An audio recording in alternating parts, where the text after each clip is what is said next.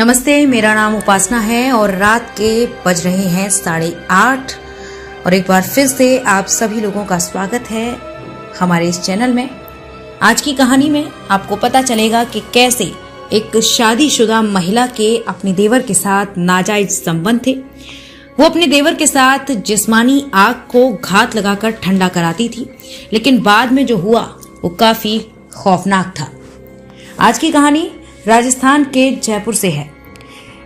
जयपुर के फुलेरा थाने में एक हिरनोदा नामक गांव है। एक व्यक्ति जिसका नाम दिनेश वर्मा, उसकी पत्नी का नाम हेमलता उर्फ हेमा था। दिनेश के 2 बच्चे थे। दिनेश की शादी करीब 7 साल पहले हुई थी।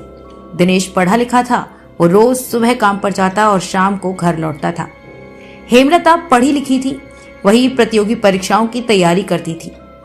उसके पड़ोस में रहने वाला रिश्ते का देवर योगेश वर्मा भी प्रतियोगी परीक्षा की तैयारी कर रहा था। हेमलता और योगेश प्रतियोगी परीक्षा की तैयारी साथ बैठकर करते थे। देवर भाभी का रिश्ता था। दोनों के बीच हंसी ठिठोली भी होती थी। गुरुवार 4 मार्च 2021 की बात है। रात करीब 2:30 बजे हेमा के कमरे से उसके रोने की आवाज आने लगी। रोने चिल्लाने की आवाज सुनकर मकान के दूसरे हिस्से में सो रही हेमा की सास, चाचा ससुर का परिवार और आसपास के लोग इकट्ठा हो गए। उन्हें समझ में नहीं आ रहा था कि आधी रात को क्या हो गया जो हेमा रो रही है। उन सभी ने बंद कमरे का दरवाजा खटखटाया। ये सुनकर हेमा ने रोते हुए कमरे की चिटकनी गिराकर दरवाजा खोला। दरवाजा खुलते ही जो मंजर लोगों ने देखा वो बड़ा भयावह था। दिनेश बेड पर खून से लथपथ मृत हालत में पड़ा था। उसका गला कटा हुआ था, काफी खून बिखरा हुआ था। हेमा ने कहा, मैं सो रही थी, इसी दौरान इन्होंने खुद का गला काटकर खुदकुशी कर ली। मैं नींद से जागी तब ये दृश्य देखकर रोने लगी। दिनेश की लाश के पास बेड पर खून से सना हुआ एक चाकू पड़ा था। शायद उसी से गला काटकर उसने आत्महत्या की थी। सूचना पाकर पुलिस ने घटनास्थल का मौका मुआयना किया। उन्हें दिनेश की मौत संदेहास्पद लगी। मृतक दिनेश का गला कटा हुआ था। उसके बिस्तर पर सलवटें वगैरह नहीं थी।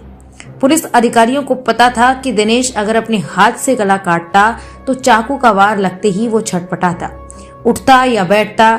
गला काटने पर खून का फव्वारा बहता तो उसके हाथ खून से सने होते, जबकि उसके हाथ साफ थे। इसके अलावा यदि दिनेश स्वयं गला काटता तो वो इतना ज्यादा गला नहीं काट पाता। हेमा की बात पुलिस अधिकारियों के गले नहीं उतरी। उपस्थित भीड़ में एक ऐसा युवक था जो पुलिस अधिकारियों के इर्द गिर्द मंडरा रहा था। वो पुलिस पर नजर रख रहा था। पुलिस ने उसके बारे में पूछा तो पता चला कि वो मृतक के रिश्ते का भाई योगेश है। पुलिस ने आसपास के लोगों से पूछताछ की। पूछताछ में पता चला कि पिछले 1-1.5 साल से हेमलता उर्फ हेमा और पड़ोस में रहने वाले रिश्ते के देवर योगेश वर्मा के बीच नजदीकियां हैं। बस ये जानकारी मिलते ही पुलिस ने योगेश वर्मा को भी उसी समय पूछताछ के लिए गिरफ्त में ले लिया। हेमलता और योगेश वर्मा से पुलिस अधिकारियों ने पूछताछ की। उन दोनों ने दिनेश वर्मा की हत्या करने का जुर्म कबूल कर लिया। पुलिस ने मात्र 3 घंटे में ही दिनेश वर्मा हत्याकांड से पर्दा उठा दिया। जुर्म कबूल करते ही पुलिस ने हेमलता उर्फ हेमा और उसके प्रेमी देवर योगेश वर्मा को गिरफ्तार कर लिया। दोनों ने इस तरह की कहानी सुनाई। राजस्थान की राजधानी जयपुर के गांव हिरनोदा के बलाइयों का मोहल्ला में रहने वाले दिनेश वर्मा की शादी करीब 7 साल पहले हेमलता उर्फ हेमा से हुई थी। हेमलता प्रतियोगी परीक्षा की तैयारी कर रही थी। ये बात 1 साल पहले की है। उसके पड़ोस में रहने वाला 26 वर्षीय योगेश वर्मा भी प्रतियोगी परीक्षा की तैयारी कर रहा था। योगेश उसका देवर लगता था। दोनों प्रतियोगी परीक्षा की तैयारी कर रहे थे। इस दौरान एक दूसरे के संपर्क में आए। दिनेश सुबह काम पर घर से चला जाता था, फिर वो शाम को ही घर वापस लौटता था। हेमा की सास अपने छोटे बेटे के पास सटे मकान में रहती थी। हेमा अपने दोनों बच्चों के साथ पूरे दिन घर में अकेली रहती थी। योगेश अक्सर दिनेश की गैर मौजूदगी में हेमलता के पास आकर प्रतियोगी परीक्षा की तैयारी करने लगा। दोनों सवाल जवाब करते और पढ़ाई करते। थोड़े दिनों तक साथ रहते रहते दोनों प्रतियोगी परीक्षा की तैयारी के साथ प्रेम परीक्षा की तैयारी में लग गए। योगेश वर्मा जब भी हेमलता के घर आता वो हेमा को ही ताकता रहता था।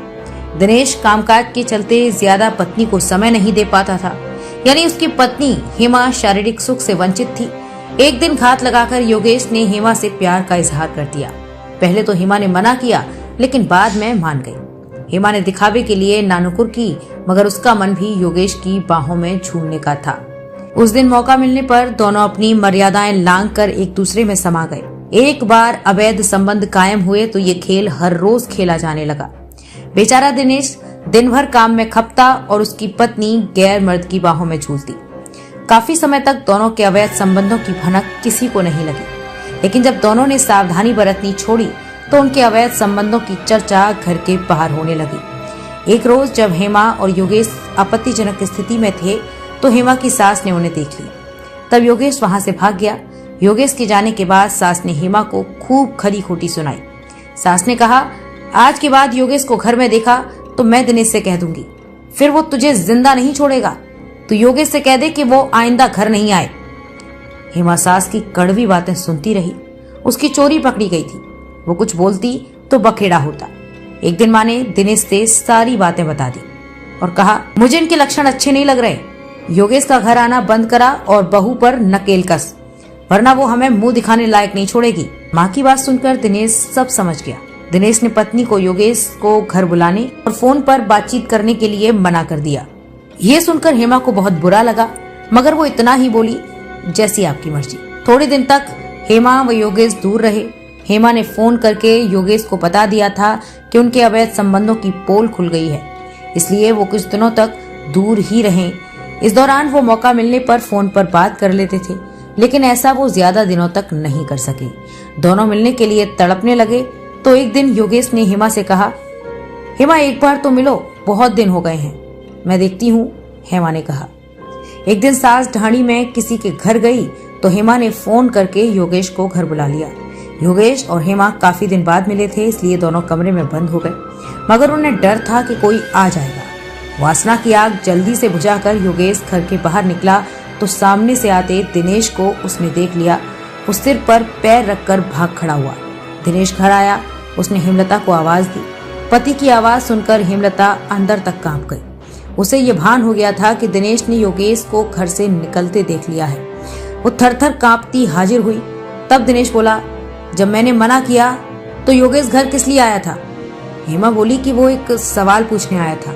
दिनेश ने हेमा के गाल पर तड़ाक से एक थप्पड़ रसीद करते हुए कहा, तुझे मना किया है कि उस कमीने से कभी बात नहीं करना। ये बात 1 महीने पहले की है। हेमा ने अगले दिन मौका मिलने पर योगेश को फोन करके सारी बात बता दी। हेमा ने कहा, योगेश, अगर तुम मुझे प्यार करते हो तो दिनेश को रास्ते से हटाना होगा या फिर मुझे भूलना होगा। फिर दोनों ने दिनेश की हत्या की साजिश रची। साजिश के तहत दिनेश की हत्या करके उसे आत्महत्या का रूप देना था। 1 महीने से दोनों मौके की ताक में थे। बुधवार 3 मार्च 2021 को योगेश बाजार से 2 चाकू खरीद लाया। उनमें से एक तेज धारदार था और दूसरा सब्जी काटने वाला छोटा चाकू था। ये चाकू हेमलता के घर में छिपा दिए। 4 मार्च 2021 की शाम को दिनेश वर्मा ने शराब पी। शराब का नशा हावी हुआ तो वो खाना खाकर कमरे में जाकर बिस्तर पर सो गया। हेमा ने फोन करके योगेश को बता दिया कि दिनेश शराब पीकर सोया है, आज रात उसका काम तमाम करना है। आधी रात के बाद करीब 1 बजे योगेश छिपता हुआ दिनेश के घर आया। हेमा ने कमरे का दरवाजा खोला। दिनेश नशे में सो रहा था। योगेश ने हेमा से चाकू लिया और दबे पांव चलकर दिनेश के बेड के पास पहुंच गया। एक पल की देर किए बगैर योगेश सोते हुए दिनेश की छाती पर चढ़ बैठा।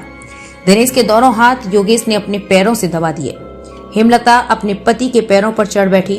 दिनेश नींद से जागता उससे पहले ही योगेश ने तेज धार चाकू से उसका गला रेत दिया। दिनेश नींद में थोड़ा छटपटाया और मौत की नींद सो गया। फिर हेमा ने छोटा चाकू दिनेश के बहते खून में डुबोया और वहीं रख दिया। योगेश गला रेतने वाला चाकू लेकर हेमा से ये कहकर के थोड़ी देर बाद रोकर बताना कि दिनेश ने खुदकुशी कर ली है। इसके बाद रात करीब 2:30 बजे हेमा ने रोना शुरू किया तो सास, चाचा, ससुर एवं पड़ोस के लोग आए। इसके बाद हेमा ने सभी को नियोजित कहानी बताई। इसके बाद पुलिस ने दोनों को जेल भेज दिया।